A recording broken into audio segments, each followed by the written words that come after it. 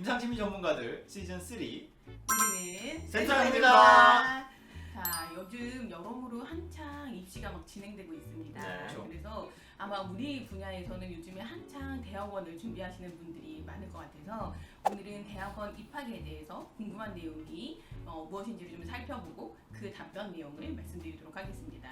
그래서 어떻게 준비를 할까 고민을 하다가 전국 각지에 계시는 교수님들 5분에게 직접 여쭈어보고 그 대답을 중심으로 함께 이야기를 나누어 보았습니다.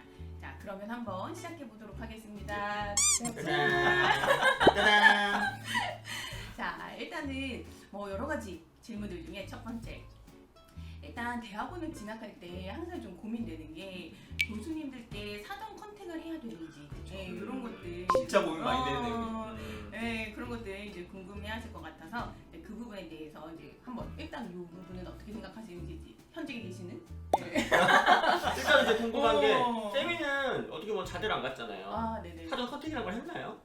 그때는 그러니까 세미가 본인이 저 옛날에 학부 마치고 대학원 갈 때 네, 어쨌든 그때 얘기입니다. 20년 전에 20년 전에 그 당시에는 컨택이라는 게 있었는가? 너무 화석 같은 얘기, 화석 같은 얘기긴 그때도 한데 있었는가? 그때는 저는 사전 컨택이라는 개념 자체를 제가 몰랐는지는 모르겠는데 그 개념 자체를 몰라서 저는 안 했었어요. 그렇군요. 네. 근데 요새는 좀 시절이 많이 달라져서 좀 다들 궁금해하시는 경우 많더라고요. 교수님마다 좀 다르긴 한데요. 많은 경우 컨택을 하는 걸 좀 선호하시긴 하더라고요. 그러니까 전혀 누군지 모르는 상태에서 뭐 정보를 보다기보단 내가 뭐 교수님 연구실에 연구에 관심이 좀 있고 뭐 이러이러한 그 삶을 살아왔는데 여기서 공부를 하고 싶다라는 의견을 좀 미리 좀 뭐 피력을 해서 좀 가능하면 뭐 만나든지 요새 뭐 줌도 있으니까요. 뭐 줌으로 간단하게 미팅을 한다든지 줌으로 사전 컨택을 해서 이렇게 얘기를 하는 경우도 있나요? 일단 처음엔 무조건 메일이죠. 아, 그렇죠. 무조건 메일로 이렇게 해가지고 저는 뭐 어느 학교 누구인데 교수님의 연구에 뭐 관심이 있어서 뭐 컨택 보이는 뭐 혹시 뭐 거기 학교를 준비하는데 뭐 필요한 뭐 내용들이 있는지 어떤 것들 준비하면 좋을지 이렇게 물어보는 학생들이 있더라고요. 네. 저는 이 교수님들한테 메일을 보낼 때 제일 궁금한 게 그러니까 전혀 관계가 없는 상태에서 이 메일을 저 교수님이 보실까? 학교 메일로 내가 보냈을 때 이분이 이거를 보실까? 과연? 사실 그 걱정이 제일 먼저 들거든요. 대부분의 경우, 그러니까 본인 주력 메일이 따로 있으셔도 학교 메일을 확인을 하시고요. 왜냐면 학교 중요 공지가 많이 오기 때문에 학교 메일, 저 같은 경우는 주력 메일이 학교 메일이라 상관이 없는데 학교 메일 많이 보시고요. 보내실 때 뭐 주로 뭐 어느 학교 다니는 누구다라든지 자기가 누군지라든지 자기소개. 자기 네. 간단한 자기소개 오케이. 그리고 내가 왜 뭐 연락을 드렸는지 뭐 이런 것들에 대해서 간단히 뭐 적어주시면 좋을 것 같고요. 그리고 혹시 뭐 또 그 해당 학교에 필요한 게 있으면 어떤 것들을 좀 준비하면 좋을지 뭐 이런 것들을 좀 물어보면 보는 메일로 뭐 정중하게 쓰면 괜찮지 않을까 싶기는 해요. 근데 모든 교수님이 다 뭐 컨택을 뭐 꼭 필요하는 건 아니고요. 어떤 분들은 굳이 뭐 컨택 안 해도 된다 이렇게 하시는 분도 있는데 제 주변에는 일단은 뭐 컨택을 그래도 전혀 안 하는 것보다는 하는 게 조금 낫지 않나 생각은 듭니다. 그냥 심플하게 우리 학교는 뭐 이러이러한 과정으로 뭐 학생들을 뽑고 뭐 우리 연구실은 주로 이러이러한 걸 연구하고 그러니까 뭐 이런 것들을 해왔으면 좋겠다 뭐 이런 내용들로 뭐 피드백을 보내는 경우도 있고 합니다. 그럼 저도 요쯤 되면 좀 와요 매일. 조금씩 옵니다. 예, 아주 리얼한. 네. 근데 이제 저도 기본적으로 메일로 내가 지금 어떤 상태에 있고 거기 지원하고 싶다라는 의사를 한번 표현하는 거 정도. 그 정도로 내 이름을 알리는 그런 정도의 역할로 좀 적당하지 않을까 생각이 듭니다. 그래서 뭐 거기서 너무 거추장스럽게 막 이렇게 말을 너무 길게 하는 것도 저는 별로 안 좋을 것 같긴 한데 적당히. 그래서 충분히 나를 알리는 정도, 그 정도의 느낌으로 얘기를 한번 해보시면 좋겠다 생각이 듭니다. 그리고 저는 이제 두 번째 좀 질문 드리고 싶은 게 일단 대학원을 준비하는 분들이 그런 거 고민하실 것 같아요. 이제 이렇게 임상 심리를 전공하겠다라는 마음은 먹었는데 워낙 대학마다 사실은 임상 전공이지만 사실 세부적인 내용이 교수님들마다 연구하시는 분야가 많고 세부적인 내용이 다르다 보니까 어떤 연구실을 가야 되나 이제 그런 고민들을 할 수 있을 것 같은데 그래서 어떤 연구실을 선택할 때 뭐 어떤 것들을 좀 찾아봐야 되는지 특히나 탁과나 사대학 출신인 분들은 뭐 자대 출신인 분들은 교수님의 성향이나 교수님의 연구 분야나 이런 것들을 잘 알지만 탁과거나 타대는 잘 모를 수 있을 것 같거든요. 그럴 때 이제 어떤 걸 가지고 좀 어떤 연구실을 선택해야 되는지 다양한 다방면에서 좀 준비하시면 좋긴 하겠지만 제일 중요한 건 일단 홈페이지고요. 홈페이지를 대부분의 교수님들이 운영을 하세요. 물론 안 하시는 분도 있지만 운영을 하면 그 홈페이지 가서 그 홈페이지에서 주로 뭐 이 연구실이 어떤 연구를 주로 하는지, 뭐 랩 구성원은 어떤지, 혹은 또 어떤 데는 뭐 이렇게 동문들 졸업한 사람들이 어디서 활동하고 이름까지 올린 데가 있거든요. 그런 정보들을 확인하시면 좋을 것 같고요.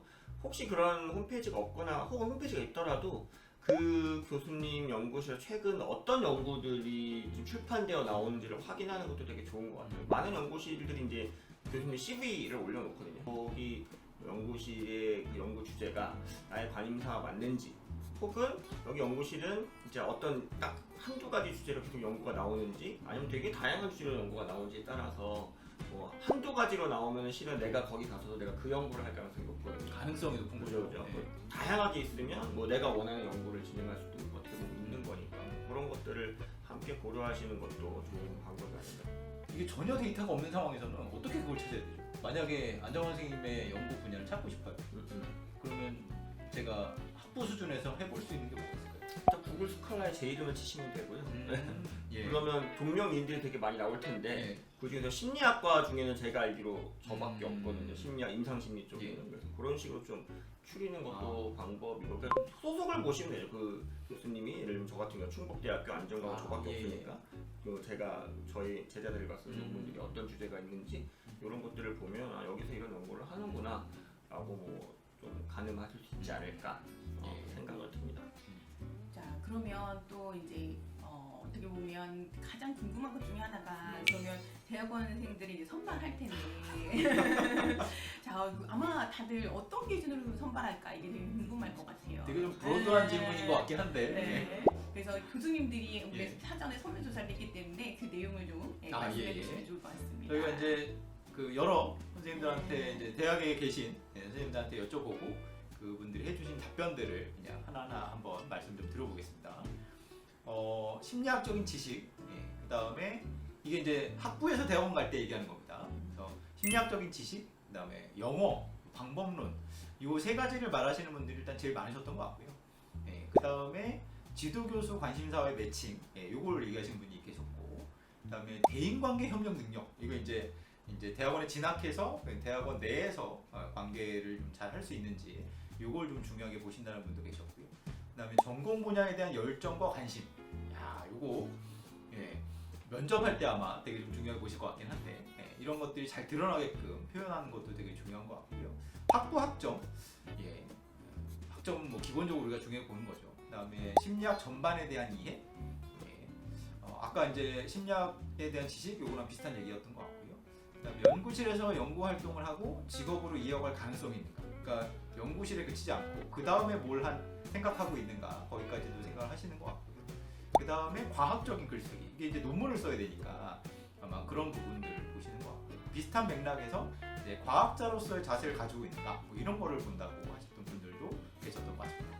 우리가 이런 것들 필요하겠다라고 생각이 들긴 하는데요. 일단은 어디 보면 현직에 계신 안쌤은 현직에 네, 그래서 현직에 있는 강좌가 되는데 심리학적 지식이라고 하면 주로 네. 개론 관련된 것들을 시험을 그렇죠. 보는 학교도 있고요. 네. 그냥 구술로 물어보는 학교도 있는 것 같아요. 그래서 시험 같은 경우, 저희 학교 같은 경우는 우리 학교 같은 경우는 약간 심리학 개론에 나오는 그렇죠. 걸 시험을 보니까 거기에 대한 내용들을 좀 잘 알고 있어야 되고, 많은 선생님들이 의외로 임상 상담 과목만 공부하는 것보다는 그러니까 기초 심리가 얼마나 탄탄한지를 꽤 많이 보시더라고요. 그게 어쨌든 필요하거든요. 임상 상담을 한다고 해도 그게 필요하게 그거를 많이 보시는 것 같고요.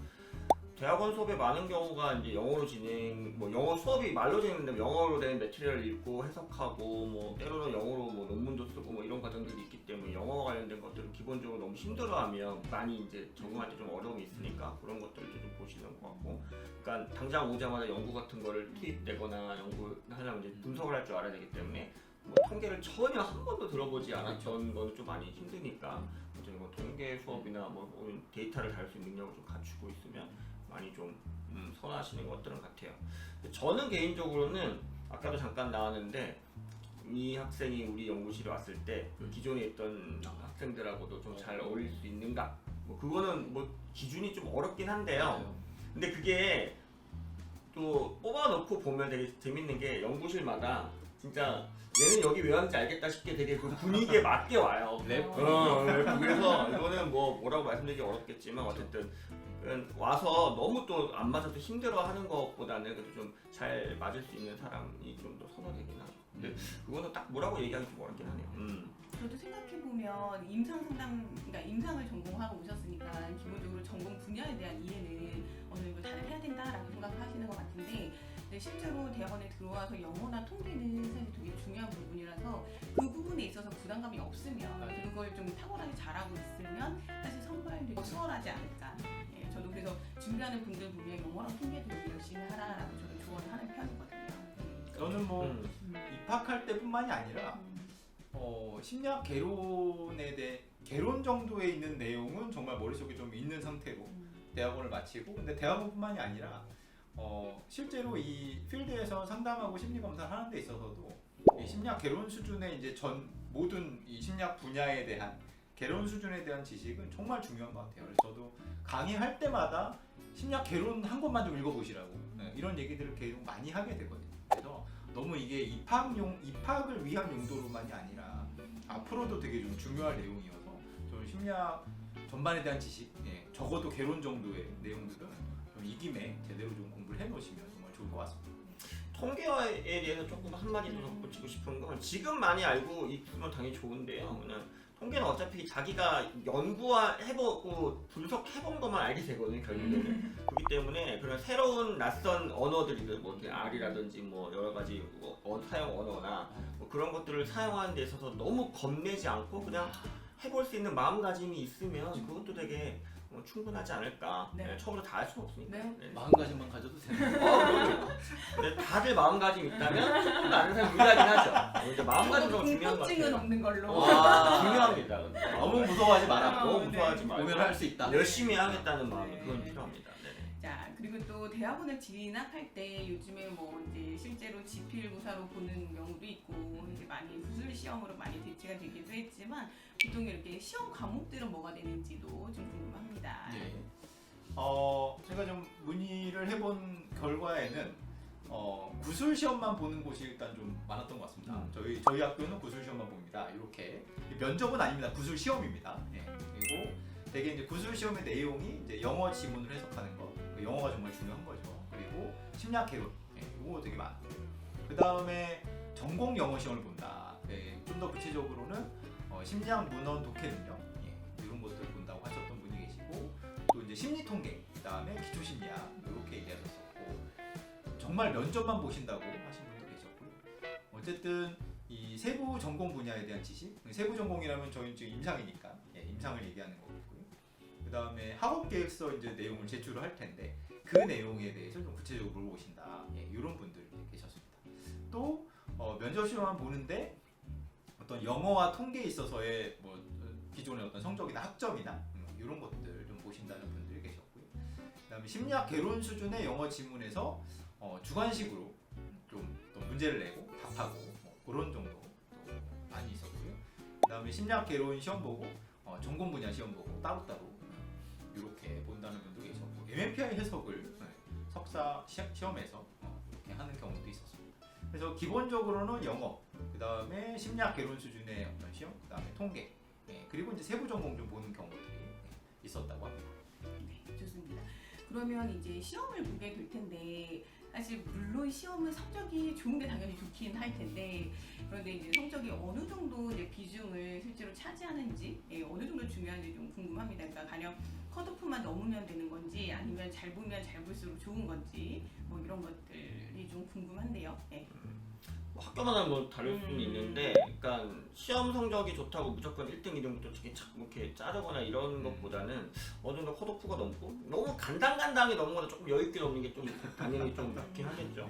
그 다음에 실은 그 필기 시험이랑 면접을 같이 보는 두 경우 다 봐야 되고요. 그러니까 필기 시험은 일단 꽈락이 나지 않고 통과가 돼야 되는 수준에, 그다음에 면접을 잘 보고 면접에서 이제 당락이 되는 경우가 많고, 제가 있는 학교와는 달리 이제 그 필기 시험이 없는 학교 같은 경우는 구술 시험 자체를 되게 좀 잘 봐야 되는 경우가 있죠. 그래서 어쨌든 시험은 그냥 뭐 1등하면 1등부터 꼽히고 이런 건 아니지만 그래도 기존으로 삼고 있는 점수 정도는 좀 넘어야 된다. 간당간당보다는 약간 여유 있게 넘는 게 좀 좋긴 하다. 잘 보면 좋긴 하죠. 네. 그러니까 이게 전부는 아닙니다만. 네. 교수님들의 의견을 좀 모아보면 학교마다 좀 다른데 이런 것 같아요. 그러니까 필기시험 점수가 그대로 면접시험 점수랑 합산이 돼서 총점이 되는 경우들이 있고요. 네, 또 하나는 필기시험에 합격을 하면 그 다음에 필기시험 점수는 없고, 합격된 사람을 데리고 면접시험만 보고 거기서 이제 가르는, 이런 대개 이제 둘 중에 하나였던 것 같습니다. 근데 이거는 학교마다 좀 다른 것 같고요. 그러면 시험 성적 이외에도 사실은 대학원을 진학할 때 중요하게 보는 부분이 있을 것 같은데 시험 이외에 중요하게 보는 건 뭐가 있을까요? 일단 기본적으로 학점은 좀 보긴 하는 것 같아요. 그러니까 학점이라고 하는 게, 그러니까 무조건 뭐 4.3, 4.5 만점이면 뭐 잘 되냐 그건 아니지만, 그러니까 만약에 예를 들면 다른 학교에서 뭐 지금 나는 B라는 학교를 다니고 있는데 A라는 학교에 진학할 경우 그 교수님이 그 학생을 판단할 기준이 없잖아요. 그렇죠. 그런 경우는 학점을 좀 보게 되는 것 같아요. 그러니까 학점을 보는 이유는 딴 게 아니라, 그러니까 기본적으로 얼마만큼 성실한지가 대학원 생활을 잘하게 되는 하나의 척도 중에 하나인데, 그거를 가장 좀 잘 짐작할 수 있는 것 중에 하나가 성적이라서 학부 성적을 좀 많이 보는 편인 것 같아요. 그렇다고 뭐 4점대는 붙고 3점대 떨어지고 뭐 이런 건 아닌데, 아 그래요? 네, 그렇진 않습니다. 아, 그렇진 않고요. 그러니까 뭐 여러 가지 총점도 보지만 뭐 어쩌면 뭐 1, 2학년 때 성적은 좀 그랬는데 3, 4도 확 올라가는지, 그렇죠. 혹은 심리학 과목만 엄청 좋다든지, 뭐 통계 같은 걸 들었는데 통계가 너무 못했으면 좀 왜 그런지 물어보고 싶고 뭐 이런 게 있거든요. 그래서 세부 전공을 좀 보는 편이라서 그래도 가능하면 뭐 재수 강의든 뭐 이런 걸 이용해서 성적을 좀 올리시는 것 자체가 좀 도움은 될 것 같아요. 그래서 딱 그 시험 성적, 구술 면접 말고는 이제 서류에서는 확실히 좀 성적 같은 걸 좀 많이 보는 편이긴 하죠. 다른 교수님들도 뭐라고 하시던가요? 근데 이제 학부에서 얼마나 많이 준비를 했는가. 이제 요거는 사실은 성적에도 반영이 좀 되겠지만 기타 어떤 활동들을 좀 했는지 이런 걸 이제 보시는 분들도 계셨던 것 같고요. 그다음에 심리학 과목의 성적이 중요하다 어쨌든 다른 과목보다는 그렇게 꼭 집어서 얘기해 주신 분도 계셨고, 그다음에 탁과생인 경우에는 진짜 심리학 과목을 들어봤는가를 본다고 하셨는데 탁과생인데 심리학 과목을 안 듣고 지원하는 경우도 있나 봐요. 있어요. 있는데 예. 그런 경우는 좀 뭐랄까 이렇게 특히 임상 쪽은 되게 더 전문 분야로 확 들어가는 거잖아요. 근데 심리학 수업을 하나도 안 들은다면 저는 임상할래라고 오면 지금 뽑기는 어려워요. 그렇죠. 그러니까 뭔가 들었던 것이 있지 않으면 굉장히 뽑기는 어렵습니다. 그리고 좀 궁금한 거는 이미 내가 들었던 과목도 이미 정해져 있고 학점도 이미 정해져 있는 대원을 진학하는 거잖아요. 그럼 그런 부분들은 보완할 수 있는 방법은 전혀 없는 거예요? 그럴 수도 있는 거니까 다 끝난 다음에 임상에 대한 관심이 생길 수도 있는 거니까. 어떻게 보완할 수는 없을까요? 그런 거를 보완하는 방법이 이제 학업 계획서라든지 실제 면접에서 어떻게 얘기를 하느냐가 그런 걸 좀 보완할 수가 있기는 하죠. 그런 것들을 좀 보완할 수는 있는데, 특히 뭐 성적 같은 거는 뭐 이미 난 졸업을 했고 더 이상 올릴 수 없다 그러면 그런 것도 중요한 것 같아요. 성적이 좀 안 좋았으면 왜 안 좋았나? 그렇지. 그리고 이거를 뭐 극복하기 위한 노력은 어떤 것들을 했나? 뭐 이런 것들을 설명을 좀 잘 물어보실 거거든요. 그러면 그런 거를 잘 하면 되지 않을까 생각은 들고요. 저는 선발하는 사람 입장에서 한번 생각을 해봤으면 좋겠어요. 그래서 심리학을 학부에서 4년 동안 공부하고 온 사람과 그러니까 나는 4년 동안 다른 걸 했지만 이제 관심이 생긴 사람을 놓고 봤을 때 뽑는 사람이 누구를 더 선호하게 될 것인가, 이 생각도 한번 해본다면 사실은 그 전혀 심리학적인 공부를 학부 때 안 했는데 이쪽으로 오겠다면 그 오는 과정을 지난 4년을 어떤 4년하고 비슷한 정도의 어떤 그 과정이 좀 필요한 것 같습니다. 그래서 그걸 설득을 해야 들어올 수 있을 것 같고. 예. 그리고 또 실습 경험을 얘기하신 분도 계셨어요. 그래서 학부 때 이쪽 관련된 실습 이런 것들 많이 했는지 이런 거 얘기하신 분도 계셨고, 인간관계, 대인관계 맺는 그런 것들을 얘기하신 분도 계셨고요. 그리고 자기 주도적으로 뭔가를 하고 자기 주도성.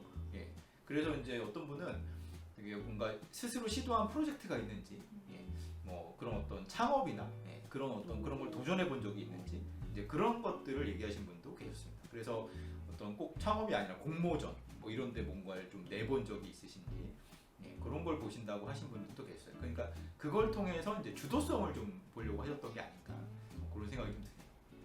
그 심리학 관련 실습은 그러니까 보시는 분도 있고요, 전혀 안 보시는 분도 있긴 하는 것 같아요. 그러니까 그 학교마다 좀 차이가 병원에서 사람 뽑을 때도 마찬가지인 것 같아요. 그래서 실습 경험은 사실은 좀 반반인 것 같아요. 그걸 되게 중요하게 생각하시는 분들이 있고 아닌 분들도 있고.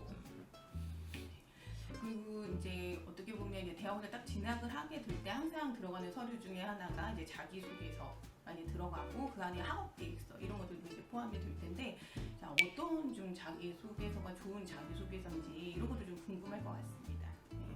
먼저 이 다른 교수님들이 해주신 답변들을 좀 보면요, 지원 분야에 관심을 갖게 된 동기, 이건 뭐 거의 꼭 들어가야 되는 내용인 것 같아요. 내가 왜 임상 심리를 배우고 싶은가? 그렇죠. 그 스토리를 제일 만들어야죠.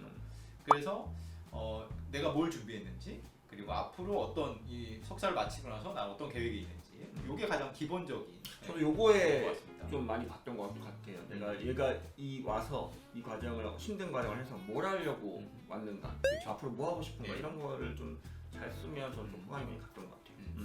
그래서 그리고 이제 그 좀 더 구체적으로는 이제 구체적으로 그 내용을 기술해야 된다, 이렇게 이제 써주신 분도 계셨고요. 그래서 인생에서 대학원 과정의 의미, 이건 사실 앞의 내용이랑 같은 내용인 것 같고요. 그 다음에 이 과정에서 어떤 삶을 살고 싶은가, 이거 다 같은 내용인 것 같아요. 같은 내용을 조금 다르게 선생님들이 표현하신 것 같고요. 근데 이제 또 좀 다른 건 전공에 대한 진지함. 근데 앞의 과정이 충실하다면 되게 충분히 진지하게 전달이 될 것 같고요. 심리학 관련 이전 이력, 뭐 이거는 대개는 소개서에 좀 쓰게 되죠. 그 다음에 학구적인 면모를 보신다, 이런 분도 계셨고, 그 다음에 내 관심사를 어떻게 발전시킬 것인가, 이건 조금 주도적으로 보는 분 말씀하신 것 같고요. 여기서도 역시 자기주도성 이런 걸 말씀하신 분도 계셨고, 또 이제 유관기관 실습, 그 다음에 대학원과 연결해서 뭔가를, 그러니까 기존의 대학원과 연결해서 뭘 해본 적이 있는지, 그 다음에 근데 이제 약간 요건 예외 규정인데, 뭔가 이게 자기소개서 쓸 때 사실 저도 이제 뭐 수험생 뽑을 때 그렇긴 한데, 컨설팅 받지 마라 이걸 또 써주신 분도 계세요. 이게 너무 티가 난다. 그런 얘기도 이제 있으셨고요. 그 다음에 심리학에 관심이 생긴 과정, 요거 이제 같이 배송도 나왔던 내용인 것 같고요. 요 정도 내용들이 있었습니다. 거기다 비슷비슷한데, 일단은 좀 솔직하고 담백하게 그렇죠. 쓰는 것들을 선호하는 거, 너무 막 꾸며내거나 막 그런 것들은 어쨌든 좀 보이더라고요. 그리고 이거는 개인적으로 좀 별로 비추천하는 방식 중에 하나인데, 그러니까 본인이 내가 옛날에 뭐 우울해서 뭐 이렇게 힘들었는데 그 과정을 뭐 이겨내고 뭐 이렇게 여기 관심 가졌다라든지, 진짜 친한 친구가 뭐 우울했는데 걔랑 뭐 상담 도와주다가 뭐 내가 좀 관심 갖게 돼, 이런 내용은 그러니까 굳이 안 담았으면 좋겠어요. 이거는 그러니까 저 임상대학원에 오라고 하는 그 자기소개서에 마치 그 엄한 아버지와 자애로운 엄마 사이에서 나타난 그 자애로운 내용이 똑같아요. 부모님, 이거 같은 거라서, 그러니까 본인의 뭐 심리적 어려움이나 뭐 친구나 지인의 심리적 어려움에 대해서 자기소개서에 굳이 쓰지 않으셨으면 좋겠어요.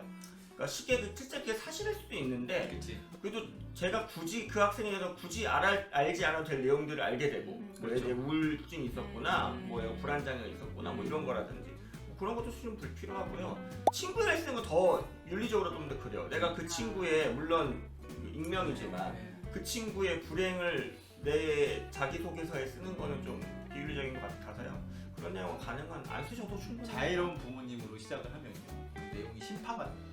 그러니까 나의 우울증, 또 가족이나 친구의 우울증, 이런 것들로 스토리를 가게 되면 언뜻 이제 우리가 임상이니까 내가 그걸 경험했다. 그래서 더 잘할 수 있다. 이런 뉘앙스로 이제 그걸 좀 한번 쓰면 도움이 되지 않을까 이런 생각을 할 수 있는데 사실 저희는 객관적으로 어떤 사람들을 파악하고 치료하고 이런 과정들을 해야 되는데 내 개인의 얘기들을 이 공식적인 사실 문서거든요.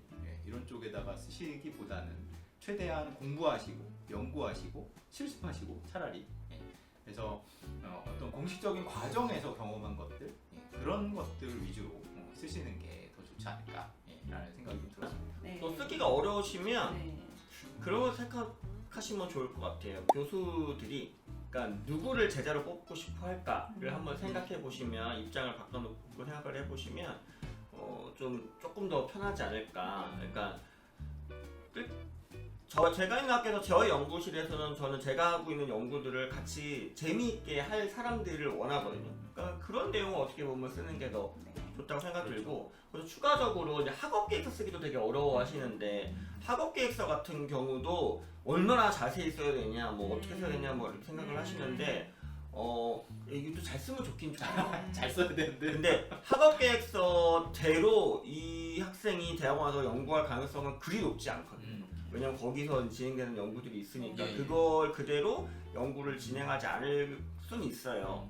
근데 그거에서 보는 게 뭐냐면 이게 일종의 과학적 베이스에 대한 기본을 좀 짐작할 수 있거든요. 그러니까 뭐 하다못해 문단 구성이나 뭐 이런 거에서도 뭐 내용이 잘 요약되어 있는지도 볼 수도 있고 이 학생이 우리 연구실에서 많이 좀 공부를 해보고 왔는가도 충분히 알 수 있고요. 읽어보면 그러니까 여러 가지 것들을 알 수가 있기 때문에 내가 실제로 이 정도로 좀 진지하게 좀 공부를 했다라는 걸 알려줄 수 있는 것 중에 하나이기 때문에 학업계획서 같은 경우도 실은 잘 쓰면 좋죠. 그런 식으로 내용이 뜨기 너무 어려우시다면 내가 그 연구실에서 나온 연구들을 좀 많이 참고해서 이런 쪽으로 좀 써볼까? 뭐 이렇게 좀 힌트를 잡으시는 것도 일종의 방법이에요. 그리고 한 가지 보태면 사실 학부 수준에서 그렇지. 연구 계획서를 또 얼마나 잘 쓰겠어요. 예. 그래서 다 압니다. 네. 네. 너무 부담 갖지는 네. 마시고 이제 쓰시면 얼마나 좀 좋겠- 성실하게 네, 맞아요. 관심이 있었는가에 네, 대한 그런 판단이다. 네, 그렇게 하시면 좋겠고. 자, 그러면 이제 실제로 이제 면접 같은 걸 이제 하게 될 때 면접에서 좀 중요하게 보는 건 늘 사실 어렵긴 한데 좀 어떤 걸 주로 보시는지 궁금합니다. 네. 교수님들이 주신 의견에는요. 정신적으로 좀 이렇게 건강한가 뭐 이런 걸 본다는 얘기가 있었는데 이런 거는 사실 뭐 우울하냐 불안하냐 이런 걸 보는 것보다는 좀 건전하게 사고하고 있는 그런 것들을 좀 보는 것 같고요. 어려운 대학원을 버틸 수 있을까? 그러니까 이 대학원이 사실은 학부보다 엄청난 스트레스를 주는 그런 곳이기 때문에 오죽하면 탈출한다고 하잖아요. 이게 스트레스를 견딜 수 있는가 이 부분에 대해서 되게 많이 좀 물어보시고 이러신다고 하고요. 타인과의 협업 이런 경험들을 또 물어보게 되고 또 비판적인 사고 능력, 문제 해결 능력, 그러니까 과학적 사고와 좀 관련이 돼 있는 것 같고요. 사회적 이슈에 대한 관심 이런 걸 보신다는 분도 계셨고 자신의 생각과 경험을 좀 정확하게 전달하는 이런 걸 보는 능력 이런 것도 이제 보신다고 했어요. 그리고 전공 관련된 질문에 대해서 대답을 잘하는가 이건 사실은 가장 기본인 것 같고요. 그리고 어떤 분은 아예 직접적으로 말씀하셨어요. 전공 관련된 대답을 못하는 게 가장 안 좋다.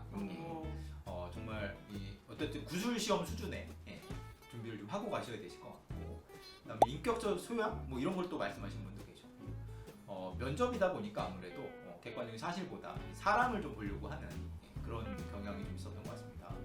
그리고 이런 얘기도 하셨어요. 알고 있는 것과 모르는 것을 정확하게 알고 있는가. 그래서 아는 건 아는 대로 얘기하지만 모르는 건 또 모른다고 얘기할 수 있는 그런 걸 말씀하시는 것 같습니다.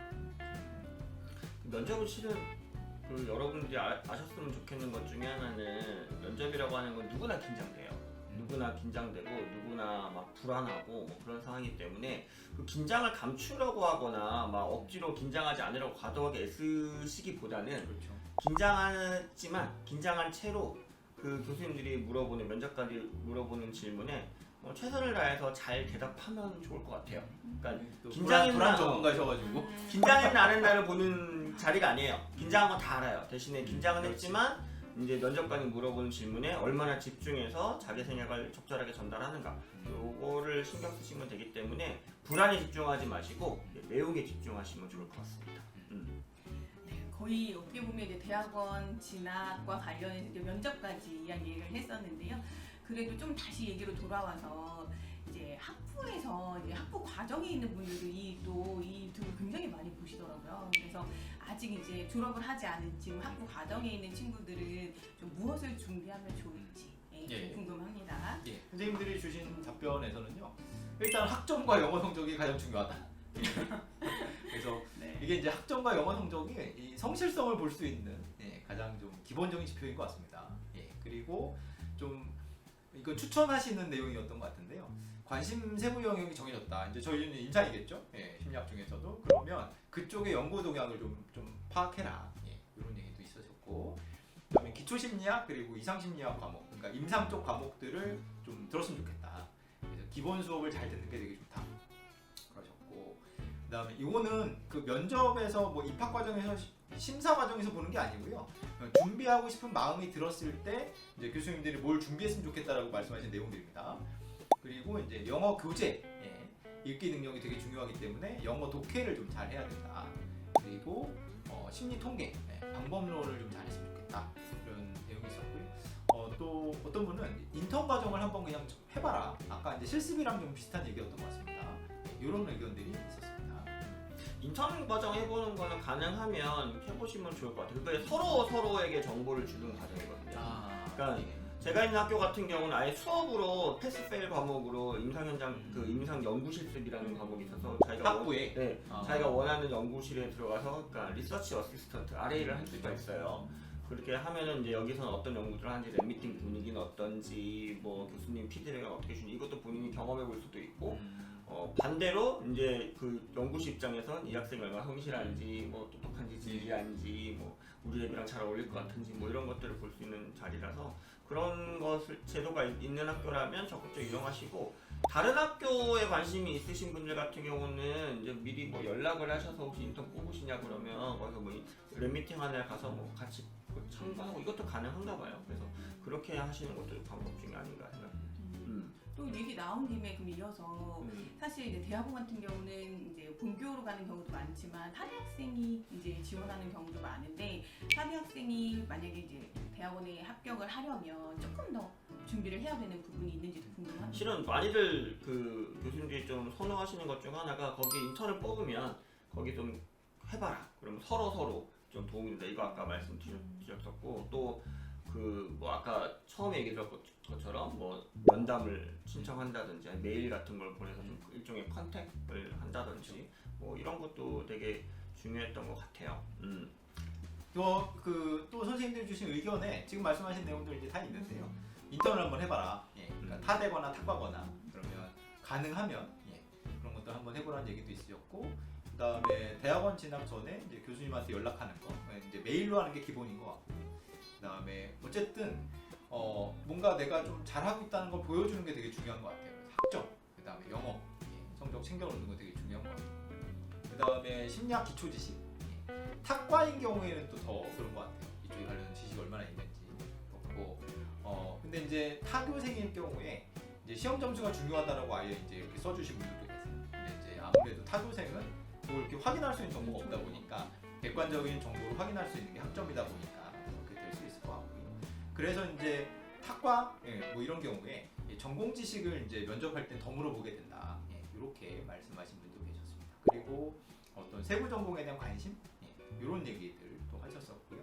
그다음에 그 해당 교수님이 발표하신 논문에 대한 관심이 있는 경우에 그걸 또 본다라는 분도 계셨고, 그래서 이제 전체적으로는 좀 메일을 먼저 주면 그거 가지고 이렇게 소통을 좀 할 수 있다라고 말씀하신 분들이 좀 많이 있으셨던 것 같습니다.